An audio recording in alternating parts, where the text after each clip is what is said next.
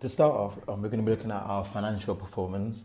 So within this section, the financial performance of Oddysey will be analysed, looking at our KPIs, which were operating profits and brand loyalty for both men and women, and other aspects will also be looked into, such as the supply and demand, distribution performance, and sales within our target market. And each aspect will be displayed with a chart so that it's easier to identify the different figures. So, as you can see from this chart, it looks at our overall financial management. It shows the sales revenue, cost of sales, gross profit, and operating profit. There's a big jump in numbers, as you can see, from quarter 1 going to quarter 6 and 7, for example. And it's just due to us as a company wanting to change our brand. We wanted to start off with a cheap brand, which sold a cheap product, which then meant it would be cheap to produce, in hopes that we would have a lot more sales, which would increase our sales revenue. But this was not the case. This could have been caused by the fact that it was a new product. It is often seen or shown when there is a new product that enters the market that it doesn't perform very well during the first few weeks because people aren't used to the product. Other people will have more loyalty towards other product that they've spent years purchasing before. So it's always quite hard to generate a higher sales revenue within the first few weeks of starting up a new project. And I think in this case, that's what happened for us, because when you look at quarter 2, for example, there is a lot of a higher sales revenue and there is some profit made, whereas in quarter 1, there was 0 profit made. If you look at the chart also, from about quarter 6 and 7 onwards, the sales revenue jumps up by quite a bit. And this was due to us wanting to change the products we were selling. We wanted to go for a more higher and more luxurious brand product that, customers would have to spend quite a lot of money on. So we wanted to kind of set our brand aside for other brands. We wanted customers to see our product and know that they're spending their money on a high quality product, and therefore it needed to have a high quality price and a high quality product, which then meant our cost of sales would be a lot more higher, as it would cost a lot more money to supply for the products. Sales revenue also jumped up with this, but there was no profit made. It got to a point within our marketing where we decided that profit wasn't the main thing for us. We wanted brand exposure, we wanted brand loyalty, we wanted customers to look at our brand and see our brand and just know what they are getting, that they would be getting their money's worth. So at this point, profit wasn't really a main issue for us. It was more important just to get the brand out there, so at least people would be aware and know of our brand.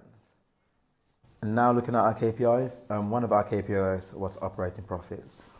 I feel like it's one of the KPIs that we did not achieve. We wanted to have a higher operating profit as a company, and this KPI was set when we had the cheaper products. So we, as I mentioned before, we thought cheaper product would mean that more people would purchase the product, which would mean more operating profit at the end of each quarter, but that was not the case. And as we changed our product also, it then meant we were spending a lot more money on actually supplying and producing the product.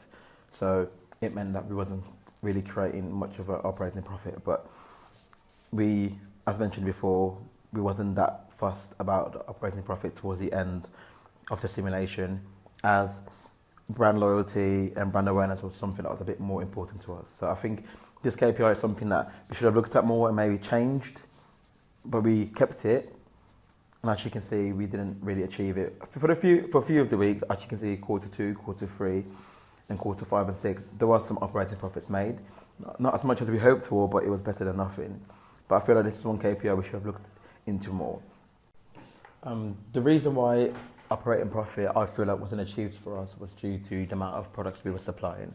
So in the end, we were supplying way too many products than that was being demanded for, way too many products that were being sold, and obviously where our products cost so much money to produce, it then meant that we were sometimes spending more money producing the product than we were actually gaining from sales.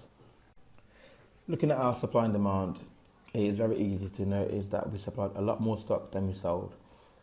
I believe this was one of our downfalls. As a company, we assumed that we would sell a lot of products. At first, we thought we would sell a lot due to the product being so cheap, but it did not have the effect we were hoping for at all. as there were hardly any demands in the first week. As you can see from quarter one, we supplied nearly 5,000 products and the demand wasn't even just about reached 1,000.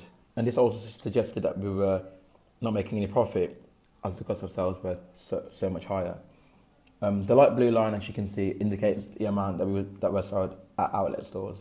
And from this chart, it is noticeable that the majority of the stock we provided were not sold at full price, but instead at outlet stores, which means that they would have been sold at a cheaper price, even cheaper than the amount of cost to produce the products. But it's not always a bad thing. As some consumers would rather purchase cheap items of the brand instead of paying full retail prices, which only suggests that they were keen on the brand, which is something that was quite important to us as we wanted brand awareness and brand loyalty. So the fact that people weren't buying the product at full price wasn't necessarily the biggest problem, because they were still purchasing the product, so they were still aware of the product. There was still quite a decent demand for the product, as you can see from the chart that it was sold, especially in quarter 7 and 8. In the outlet stores, there was quite a lot of products sold. As you can see again on the chart, from quarter 6 to quarter 7 is a massive jump within the supply. We thought that as we were doing so well, we thought that within the last 2 weeks we should bunk up our supply. As you can see, from quarter 6 to quarter 7, there's a massive jump in the supply. This was a decision we decided to make, as we thought maybe supplying so much more products would mean that a lot more people would demand for the product, as there was so much to sell. It didn't have the effect we wanted to, necessarily, as there wasn't that much product bought at full price, but it worked in an outlet store, so it wasn't all that bad. Moving on to our next KPI, which was brand loyalty for both men and women. Having a brand loyalty is something that's very important for us as a company. As we saw for ourselves, as a high-end brand which sold an expensive product, we wanted loyal customers, and for customers to feel loyal towards us as a company and for the product that they were buying. And as you can see from this graph, we did that really well. From quarter 5 ongoing, we had perfect 50 out of 50 on brand loyalty for both men and women. And this was something that was very important to us. We wanted our customers to feel that they were purchasing a high quality product. We wanted them to keep coming back to us. I feel like as a brand or a product that is very expensive in the market, it is very important to have loyal customers who find your products, to a good quality standard, that they want to keep coming back and buying more. Because when you sometimes go into the market and you might go into Primark and purchase jeans for £10, it's not something that you're going to keep buying over and over again. But when it comes to spending hundreds of pounds buying a product, you want that product to be the right product, and you want to feel satisfied with the product you're buying. So brand loyalty was something that was very important to us. The recession has had a big impact on the sales of jeans in the market, which impacted our marketing strategy greatly. Most customers choose to save money rather than spend it. However, I think we saw a bit of a gap in the market, so Oddysey and Co decided to create a high-end jean brand focused on the luxury market. We chose the on-the-go millennials, the 25 to 32 working generation, seeking a product that was more than just fast fashion. It was long-lasting, strong, durable, but also fashionable. Initially, the cost of production was way too high, so we increased the price of the jeans from roughly £80, ending with a price of around £170. And continuing through the simulation, the cost of production rose with every quarter, meaning the price of the jeans continued to rise. And with that, we were losing out on more and more profit. We were highly focused upon brand loyalty as a KPI for both men and women, and by quarter 7 we had achieved a high level of this due to people liking our brand. Where we failed in this was our profit. The cost of our production, once again, was way too high, with the majority of our goods being reduced in price by the end. We wanted to sell to our customers via online channels and in retail stores, and communicate via magazines, emails, social media such as Twitter, Instagram and Facebook, as we believe that this is what young people want from a clothing brand. As evidence shows, we now spend about an entire day on our phone each week. Regarding our positioning strategy and how effective it was, we ideally wanted to take the majority of the market, which I think we succeeded in doing by quarter 7, where we had 27% of the market share for women and 28% for men, which put us at a competitive advantage. We aim to be a high-end jean brand focused on using strong materials and durable materials. Whilst we weren't the only brand that succeeded in doing this, we believed there was a gap in the market for this and wanted our consumer to see this. we used the tagline, "Your epic journey starts here with Oddysey jeans," so we could emphasise to our customers that whilst the jeans were expensive, they were able to last a long time due to the strength of them. Our communication strategy was created to entice millennials into spending slightly more money on jeans with the promise that they would be highly valuable and long-lasting. The market is currently quite tight for jean brands, with most shoppers choosing to save their money rather than spend it on new items of clothing. The recession has had a big impact upon what the customer is selecting. So Oddysey and Co was aiming to distribute a high-end jean brand at a high cost, but with an excellent brand loyalty for men and women. To successfully reach their audience, Oddysey and Co targeted millennials on the go. So our detailed target market for male and female will be aged between 25 and 32 years old in an active pace job, earning between 25,000 and 45,000 euros. For their lifestyle, they usually would be either single, in a relationship, or married and living in an urban area. The target market psychography profile is thinker believer, achiever striver, experience maker, innovator or survivor, which prove that our target market is quite active as we target it at the beginning. For the perception of the product, the male and the woman target audience share the same perception. So for them, the main benefit as derived from purchase as quality, as they are early adopters, followers or indifferent with regard to fashion. The target market is regular user. The loyalty status is hardcore, split, shifting or swifter, and they're a medium user. Brand differentiation is becoming difficult in a jean market, with most brand molding into one. Once again, leading back to the idea that companies are going to have to demonstrate something special to stand apart from the crowd. The luxury goods market has taken a hit in the recession, meaning that companies might start to lower the price point, making the lower price clothes market more competitive. So Oddysey and Co decided to target the high-end jean fashion, but with a medium price and quality and a medium level of innovation. For our marketing mix, we split it into 4 pieces. So both in women, our product selling price is 170 euros, which is quite high for the jean industry. However, our product objective was survival and not profit-based. As a medium high-end jean brand, we decided to have rare to no discount as it could impact the product perception of the customers. Oddysey and Co decided to reach an exclusive distribution.